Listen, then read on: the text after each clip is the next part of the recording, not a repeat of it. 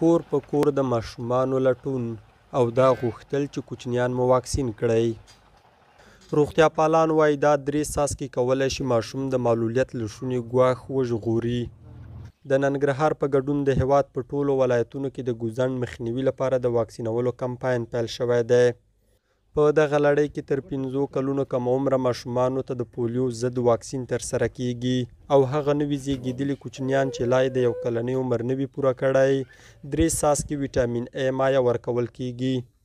څو کلونه وړاندې په لرې پرتو سیمو کې ځینو خلکو د کوچنیانو واکسین په اړه منفي باورونه درلودل چې ګواکې د غرب دسیسه ده او د ماشومانو راتلونکي روغتیا ګواښ ښيي، مګر اوس دا باور ختم شوی.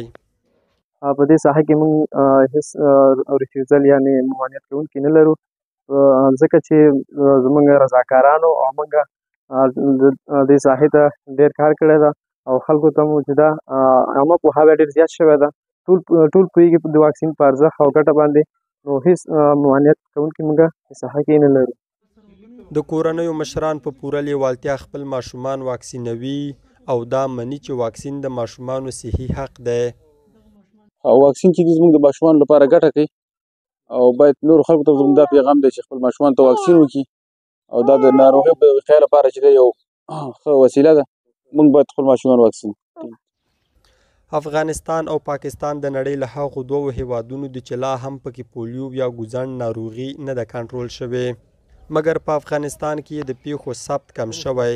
تیر کال یوازې 2 مثبتې پیښې ثبت شوي. د خپلو ماشومانو په واکسینولو کې لږ غفلت هم کولی شي چې د هغه ټول عمر سخت او د همزولو له سیالۍ پرېږدي. اجمل صدیقي، سیمه نیوز، ننګرهار.